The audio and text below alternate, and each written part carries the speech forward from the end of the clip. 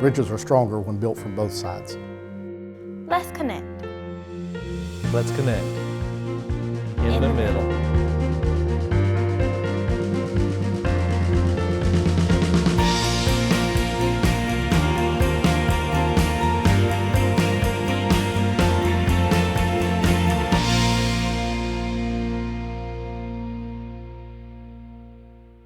Hello, and welcome to Building Bridges, a show on the Greensboro Television Network that highlights ways members of the public and members of the Greensboro Police Department can connect with each other.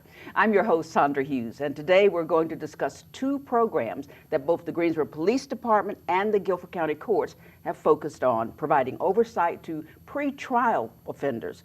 Let me say that again, programs that provide oversight to pre-trial offenders. If that didn't make sense to you, don't worry. We're going to break it all down in bite-sized pieces. And the folks joining me today will explain what that means. Welcome today, Sergeant Emmy Rakes, and he's from the GPD's Electronic Monitoring Unit, and Ms. Karen Moore, who is the Court Services Program Manager for Guilford County. So welcome to Building Bridges to both of you. This sounds like something I think I already know about, but I think it's a little different from what I know. I've heard about people having a bracelet on their ankle or something to keep them from getting away or running away, but you explain what this program is about. This particular program, it's meant for people that get out on bond prior to their actual court date, and what we're trying to do is keep track of where they're going and what they're doing as far as their location, because a lot of times when people get certain crimes, they're location based, like a burglary of a house or something, and we want to know to make sure that they're not going around any other places. I see. Like that. So what do you do? Set up a area that they can only stay in? Well, they do. Most of them have curfews of 7 p.m. to 6 a.m. And we do set up a zone where we know if they leave during those times. We also run all our reported crimes that have GPS locations, longitude and latitude, and we can compare the points of our people that are on the monitor to where these crimes occur and the times to see if they were anywhere near it. So are you worried about them going back to where they were? Sometimes, but mostly just to see if they're around newly reported crimes. I see. Now, how does the Guilford County Department that you work in come in on this? Well, basically, our program, we have a twofold mission. We actually assist in managing the pretrial inmate population in an attempt to stabilize the overall jail population. So basically, I know, it sounds confusing. Yeah. So basically, there are a lot of people who are in custody waiting to go through the court system in the pretrial state. They haven't been found guilty yet. They basically got arrested, got put in custody or held on a bond and have not been able to post their bond prior to the next first appearance session. So basically what we do is we go in and we talk to those individuals and we explain the whole first appearance process. So, and that's an attempt to basically stabilize the growing jail population from the pretrial standpoint. Wow. Okay? That sounds complicated. It does. But obviously you have lots of points to go by as to who you pick for this particular program. How's that? Well, in our program we have a criterion. Basically we're looking for people that have a history of committing crimes. We're also looking for certain felonies that are location based, be like aggravated assaults, rapes, B&E of residents, B&E of businesses, B&E of motor vehicles, armed robberies, things like that. So let's say a person comes before you that has been accused of breaking and entering. How do you look through that person's history to find out if they're eligible for this program? Well, the pretrial release program, if I can give you a little history about it, back in 1988, the jail advisory group that was established by the Board of County Commissioners, they tried to look at how to address jail overcrowding. And one of the recommendations was to establish a pretrial release program, because in looking at the first appearance process and some of the other courts, there were a lot of defendants who had long criminal histories, and they pretty much looked like they knew how to navigate through the whole process and basically were getting out of jail. And then you had these first-time inmates who didn't know much about the system and appeared not to be likely to get released. So court services, pretrial services, interchangeable. What we do is, with the assistance of B.J. Barnes in the jail, we go into the jail every morning. We have an office in High Point and one in Greensboro. You go in the jail every morning? Every morning, every business morning. And unlike Sergeant Rakes, who has a specific criteria that they target, we actually interview everybody who has not been able to post their bond within 24 hours on the next business day, and we go and we talk to them. So we actually go into the jail environments. We have a staff of 15. We go in and we get all your contact information. We find out if you have stable ties in the community, if you're working, because contrary to what people believe, everybody that's in jail doesn't need to stay in jail while they're awaiting trial. And so we kind of put a face and some community ties and some stability on some of these people. So it's up to you to decide who to trust, I guess. Well, not necessarily up to us to decide, but basically we're a neutral program, let me just say that. We are not for the benefit of the defendant or the state. It's just the facts. We want to provide the judges with as much information about these individuals who have been arrested on the pretrial part to make an informed decision on determining what the pretrial release condition should be. So in other words, you have an individual, let's say second-degree trespass. You know, the person has strong family ties, you know, going to school, working every day. The judge will tell the judge that. And in addition to telling all that, we also run their criminal history, which is statewide, all 100 counties. Wow. So if you don't have any convictions, you know, if you consider a low-risk offender, then we'll tell the judge that. And the judge takes all that information and makes the determination that this individual should get out.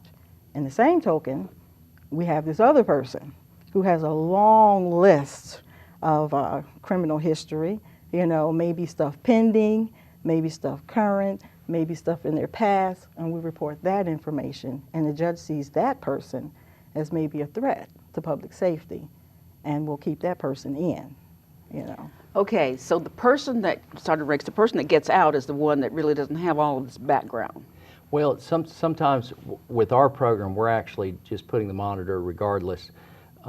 We don't try to get people out of jail, but what we're doing is another layer of their bond. If they post their bond, they're given the bond once they hear the information from court services, and the judge can make a better decision, and then he may set a bond, or he or she may set a bond, and once they set that bond, we speak up at first appearance and say we'd also like to electronically monitor this person, because what we found is a lot of people were getting out on bond, which is their right to, and then they were going back to the same kind of crimes. Oh. With this, we can actually see if they're committing crimes. It's just another layer. So you have somebody watching this person, or what does the electronic monitor Basically, do? we can put in zones with alerts, like if they go where they're not supposed to. Plus, two, we have computer programs that can compare where their points are and where the reported crimes are. But that excludes, so do you get a list of where they're supposed to be during the day, or? We can, but we don't have to stay in front of the computer. A lot of it's automated. We get automated phone calls, texts, emails, and things like that. So how's it working? Do you have a lot of people who follow the program? Yeah, a lot. Pretty much consistently, usually less than 5% of the people that say we're on for burglaries commit more burglaries in Greensboro. We just don't see that because they know they're being watched. We make no secrets about how well we can watch them, and most of the people get with the program and we don't have as much trouble. We even have people that are very thankful that they were on the program. So is this better than maybe, how long has this program been in? Since 1991. Okay, that's a good long time. Yes, What was happening before then? I think before then, like I said, you know, there was a lot of high-risk offenders that were being let out of jail on the pretrial part, and a lot of first-time inmates not being let out. And so this was a way to kind of give the judge another layer of information to make that determination on who should be out and who should stay in. Now, I've watched movies where, you know, a person has an ankle bracelet, but it's because they've committed a crime or something. Well, So we this do is not the we same. do pretrial, and like Ms. Moore was saying, we're separate. But basically, our program started in 2011, and we were trying to monitor the people once they did post their bond. Her program helps the judge make a good decision on whether they should, what kind of their bond they're going to have. Absolutely. So we actually get them once they come out, and we do share some clients, but we do deal with two different groups, and it's two different programs. But basically, as far as what you're talking about, the Department of Corrections also has a program where they monitor once you've been convicted, Yes. but we're just pre-trial prior to being convicted. Just make sure you stay out of trouble before you get to your court date. Right. Stay out of trouble since you've been in trouble. Yes, pretty much, and it does help. It does help a Yeah, lot. I can imagine. I can imagine if I'm wearing a bracelet, I'd be careful about what I'm doing.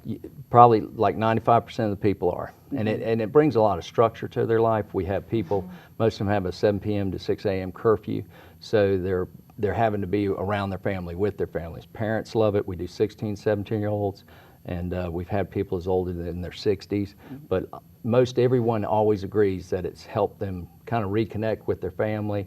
A lot of them get jobs. We allow them to have jobs and go to school during their curfew times as long as we approve it. So it's not just a gotcha thing. We tell them when we put the monitors on, we want you to be successful.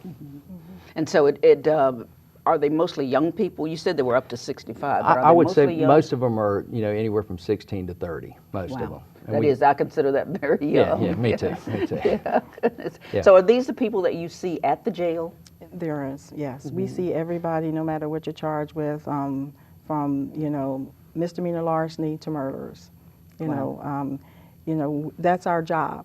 Our job is to go into the jail and to get as much information as we can from these individuals and provide that information to the judge. Well, it amazes me that you go into the jail every day. Every day. Every day. Every day. And All we 15 of you? Well, actually, there's actually 8. We have 8 specialists. They're court services specialists, and they actually go into the jail. They're very skilled at what they do. They would have to be. Yes. Yeah. And we have a good relationship with B.J. Barnes in the jail environment. They accommodate, us going in and out of the facility to make sure that we get what we need to provide to the courts. And we explain the first appearance process, because a lot of people don't understand what happens once you get arrested. Yeah. I know what you're saying, because I wouldn't have a clue Absolutely. as to what happens. So, thank goodness I haven't been arrested. Well, if you don't post your bond, you would see one of us. And of course, we would explain what's about to take place now that you've been arrested. Yeah. It sounds wonderful, and it sounds scary. I mean, I would hate to be the one like you responsible for watching and making sure somebody didn't go where they're supposed to go. Pretty much most of them are convicted felons, and some of them aren't, but they're all charged with serious felonies. And so I'm amazed at what a rapport we can build up. We're not their friends, but they tend to start trusting. I have a unit of about 6 officers, and that's all that deals with the offenders and myself. And they tend to start building a little bit of rapport with them. And we've got some interesting things about people that even after they come off the program, they still call us up about something. Oh, okay. So I guess what I'm wondering now is, do they have to agree to this program? It's just like a bond. If you get a $10,000 bond with electronic monitoring, you can't say, I don't want to pay the $10,000. If you don't pay the $10,000, then you just stay in jail. Same thing with electronic monitoring. Okay, so the if they don't judges want have it- to approve it and order it. So if they don't want it, they can Then just stay in jail. Pretty It's their much. choice. And obviously, you don't want a lot of people in. Are we having jail overcrowding now? We do. Just recently, the district court chief judge, Tom Jarrell, we met with him and some of the jail officials to address some of, these lower risk offenders being, staying in custody. And we kind of met to see how we can kind of move their cases along or see about unsecuring their bonds and getting them out of custody. So we do address that. And piggybacking off of what Sergeant Rakes does, we also monitor defendants, and that's where the partnership comes in between the Greensboro Police Department and court services, because we don't go out into the fields. So they're like our hands and our feet. Your eyes so, and all yes, that stuff. Yeah. And so if we have a person that's eligible for our program and it meets their criteria, then we'll piggyback with them. And they can tell us if they're going to school, if they're going to a job, if they're making sure they're not going into some of those areas that the judge says, you're not supposed to be there. I can remember long ago, I don't know how long ago, but it was long ago, that you would hear people being in jail waiting for trial for like a year. So are we clearing that up? Well, that's probably people who are charged with felonies, awaiting trial, that have high bonds and probably should stay in custody for a while. But, what we usually target are the low-level risk, offenders, that second-degree trespass, begging for alms and may have issues that doesn't necessarily mean they need to be awaiting trial in the jail environment. So we're getting rid of that being in jail for a year business. Not necessarily for a year, but we targeted some offenders that can safely be out while they're awaiting trial. I see. Okay. Well, I'm beginning to see that there are many benefits to your programs and in ways that many people probably didn't realize. We're going to take a short break right now, and when we come back, we'll talk more about these programs and how it's helping our community. Stay with us.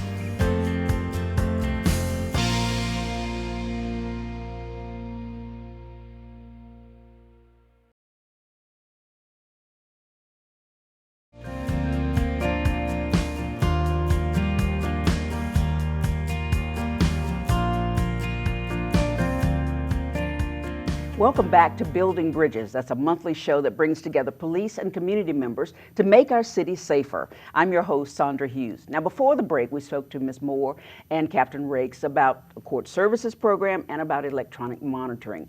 And all this helps manage pretrial offenders to reduce the risk of jail population going lower, while giving low-risk offenders opportunities to be responsible and productive. And that sounds really good, that you're giving people a chance to do the right thing, so to speak, do the right thing. So explain more about electronic monitoring, how it actually works. Basically what happens is at first appearance, when they have their bond set, the judge decides how much a monetary bond they're going to have.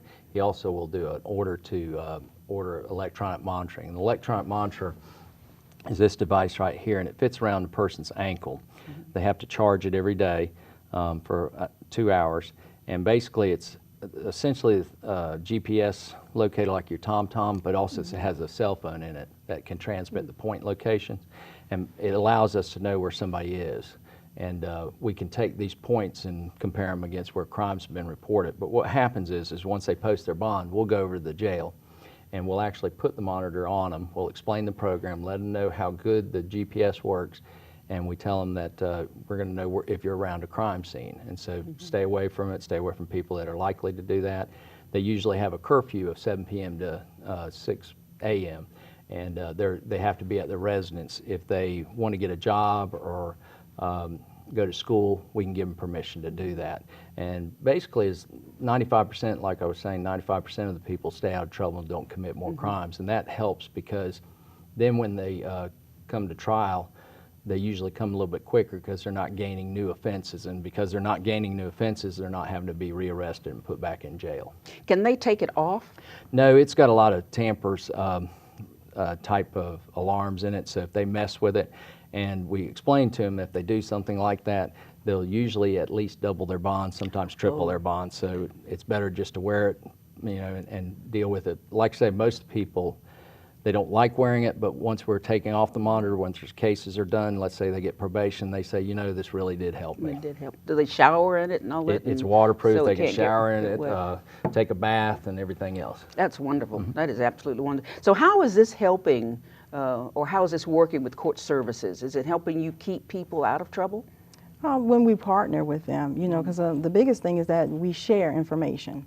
He may have a piece of the puzzle, we may have a piece of the puzzle, and we work together to share that information so that we can ensure public safety on a daily basis. And you do a lot of different things maybe we haven't talked about yet in court services. Well, one of the things beyond the screening process is monitoring. Once a person gets out, they could be on GP monitoring, or they could just be with our program. And we noticed that people have more than just the criminal aspect going on. Some people have mental health issues, some have life skill issues, substance abuse, and so we pretty much partner with a bunch of other people. When you talk about building bridges, Guilford County is really good about that in the court system, of bringing all these partners together to make sure that resources are available to address some of the issues that the pretrial population is addressing. For instance, sometimes we have a lot of young people under the age of 18, and it's that extra layer of making sure that you go to school, when you're supposed to, because they know we're going to follow up. And initially, there's a lot of resistance. I can imagine. It's like, I don't want to do this program. And like Sergeant Rakes was saying, you don't really have to. It's a choice. But they know, I'd rather be out of jail, than be in jail. So, But if they pay their bond and they don't want to do this, can they go? No. Neither program, because it's It's been ordered ordered. by a judge. Yes. And that's a I good see. thing. Okay, so it's Yes. not this or that. Yeah, I mean, you know, if you This tell and the judge this. you don't want to do it, the judge will be like, okay. You just You stay in stay in jail. jail. Well, oh, You stay, stay, oh, God, you stay in that's the jail old until thing. your court jail. date, basically. I see. So it's Oh. ordered by a judge, and Right. that's a good thing because it's not voluntary and it's not absolutely. in lieu of usually. So And you had a story about someone who's done this before. we had a guy that it's probably been a couple years back, but I was in the office and I heard one of my officers on the phone through a door, and he was talking to somebody. He said, "You want to make sure you wear a tie because that shows that you're interested in that interview for that job." And I was thinking, oh, he's talking to his teenage son about something. And he came in and I said, "Oh, you talking to your son?" He said, "No, I'm talking to so-and-so." And it was a guy that had been on the monitor. And he had gotten off 2 weeks earlier, and he said that he was just calling up, asking some hints on how to do a job interview. And that's not typical, but it shows that a lot of the guys that they're looking for some kind of confirmation when they're doing the right thing. And so this guy had been off 2 weeks, and he still called us up. That's got to make you feel good about It what does. you're doing. It does. Yeah. It does. And it also make you feel good that someone who has been in some trouble doesn't want to do that again. Yeah, oh yeah, You know, they they definitely wanna- do not like it. They're glad they got the opportunity to do it. Begrudgingly, they admit it, but they definitely don't want to wear it again usually. Oh, yeah, I can imagine. Yeah, especially the younger ones that you're talking about. It bothers me to think that we've got kids from what, 13, 16, 14, yeah. 16, Yeah. committing the same kind of crimes maybe as we consider adults doing. Do you Absolutely. treat them any differently in your program? We don't. You know, we let them know that, you know, especially 16-year-olds, a lot of people don't know that in North Carolina, a 16-year-old can be charged as a juvenile and as an adult. Oh my. You know, and so if they come into the adult system, then we treat them as such. Of course, though, we're reeling in their family and their support unit, and a lot of times, like I said, there's a lot of resistance, but, you know, the judge may order that they call us 1 time a week, 2 times a week, 3 times a week, and once we become part of their routine, and they know that we're just here to help, like Sergeant Ray said, the benefit of seeing this person not coming back into the system, you know, getting a high school diploma and, you know, and telling us thank you, Yeah. you know, for what you've done for us. And the parents too. I mean, the parents are big supporters of what we do because, you know, they're always looking for somebody to, you know, co-sign. Help. Yeah, help. Any unusual circumstances you faced?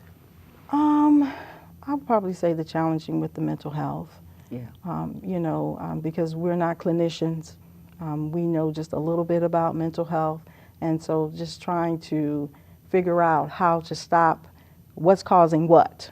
You know, is it the mental health causing people to commit crime? Is the crime you know, so there's so many different dynamics and not being able to save everybody, you know, even though we want to. So you do a lot of referrals, I would We imagine. do, yes. We work with a lot of partners, Mental Health of the Triads, RHA. They go into the jail as well, and they do assessments to kind of let the judge know, the public defenders, the district attorneys know what kind of symptoms or issues these people are facing besides just the criminal aspect. So it's a very holistic approach. Yeah, I can see why it would have to be, or else, you know, they may have one thing going right here and then 1,000 other things back here that are going wrong. So do you see this being a big help for the Greensboro Police Department and the Definitely, community? Definitely, because typically when somebody commits a burglary, they might, when they get released on a bond, a lot of times they don't pay the bondsman right out all the amount of money. They have a weekly payment they have to keep up with, and where are they going to get the money but to go back to what they know they do. And so this kind of shapes them and guides them towards something different because they know they're going to get caught. We've also had people that still, you know, even with these monitors on, they actually commit the crimes even though they know we're looking at it. And we've had cases where that has happened. They just hope it'll go okay, or? I'm not sure, and like Ms. Moore said, sometimes it has to do with mental health issues, sometimes substance abuse, but we've had ones that we had a case a while back that someone had gone into someone's house, they'd left the door unlocked thinking they were going to be back within the hour, and they had some computer equipment stolen and stuff, and there was no clue who had done it, no kind of evidence or anything. And we were just routinely running the offenders' points through where they'd been and where the crimes had been reported, and we found a hit. And the guy had only been in their driveway like 2 or 3 minutes. And he'd gone there before, but we actually were able to make a case for that. What can citizens do to help you in the programs that you have? someone like me who doesn't know about the monitoring and the other counseling services? Well, ours is not a counseling service. It's just providing factual-based information. So just kind of like we verify everything a defendant tells us, you know, because you say you're living with your mom, we're going to call your mom to make sure that you're See what living mom with your says. mom. Absolutely. And just basically, you know, for clients that we monitor, is partnering with us and letting us know if the person is not doing what they're supposed to do. And so that way, you know, we can kind of encourage them, you know, this is what's going to happen if you don't. And then the whole thing of sharing information, you know, is probably the biggest thing. Well, one thing that I've seen over my lifetime is relatives, parents, grandparents, brothers and sisters will try to shield that person from the law. And that's not helping, right? We have a resistance, like Ms. Moore was saying, we have resistance to people wanting their 16 or 17-year-old or 18-year-old to wear the monitors, or they get upset because it kind of affects some family plans, maybe to go to a birthday party and all, but it's a judge order. And I think sometimes people get upset about that, but in the long run and in the end run, they see what an improvement the behavior comes about from having some type of structure. And that's what a lot of these kids and even young adults need, is a lot more structure than they have. So that makes your work a little harder if you've got a whole family sort of and fighting against it. We've had that, and you know, it's a judge's order, and like her program, it's a judge's order, and so we just have to work through that. Some people are easier to monitor than others. I can imagine. Is that the same with you? Absolutely. Yeah. If you Absolutely. say I need counseling, maybe I don't want counseling. So then what do you do? And you know, basically we say it is a choice. Everything in life is a choice. You know, you can partner with us, you know, go through this process and maybe get to your desired goal. Or you can not do it. And you can keep going through this resolving door over and over again. And some of them do. And then they get to the point, you know, they'll see us coming through that jail and it's like, hey, pretrial person. Remember you me? know, remember me? And we're like, yeah, we do. Yeah, and we you know, do. then they kind of see, okay, you know what? Maybe I need to do something different.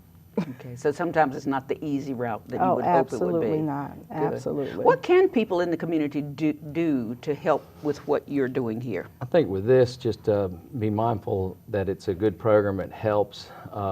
We have more interaction with the people around the people that have monitors. But if you, we've had people call up and say, hey, I saw somebody and he was wearing a monitor. He looked like he was doing something suspicious, and we can run, you know, that area and see that. Be aware of it. Most of the time, if people are wearing monitors, they're not supposed to be out late at night. And we usually always catch that, but it's not ever a bad idea to give us a heads up about stuff like that. And just understand that this program is for success. It's not to punish people for being out. So we can build a bridge there. yeah. And so it's not all up to you. You know, some of us who are outside can help with that yeah. also. Yeah. How about with your services? Well, just understanding that, you know, we're not here to hurt anybody. We're just here to make sure that when people come into the doors and get arrested, that there's a process, that everybody has a right.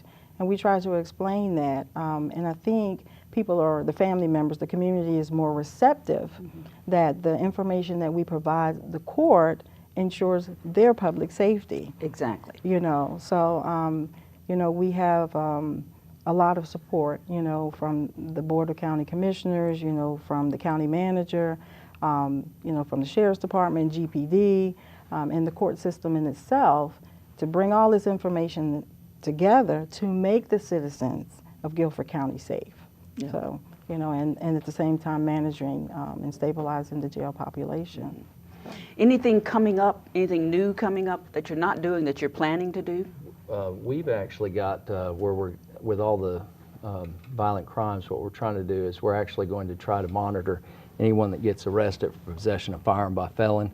And we've just started that. And it's important to know where if you've been convicted of felony and you're not supposed to have a gun, that more than likely you're not doing something like target practicing. So basically what we're going to do is try to start monitoring people like that and let them be aware of it. And so we're hoping that'll help. It helped a lot with our burglaries because, you know, if you go to a certain location, you don't live there, you don't know anyone there, and their house gets broken into, it's a pretty safe bet you broke into it. Same thing with the possession of firearm by felon. If we have a shooting, shots fired, that type of thing, we'll be able to have a lot better idea of maybe who's doing that.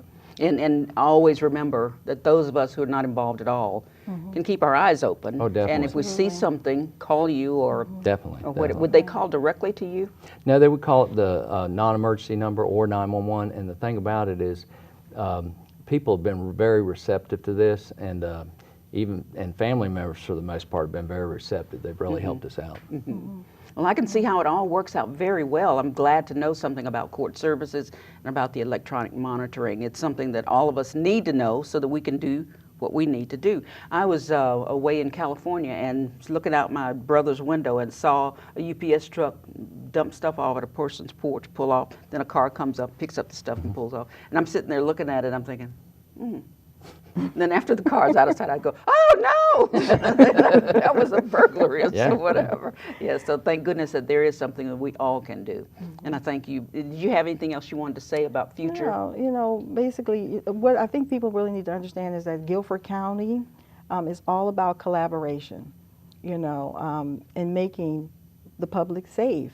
I mean, the court system does an awful lot to make sure that the people and the citizens are safe. We share a lot of information. That's great. So.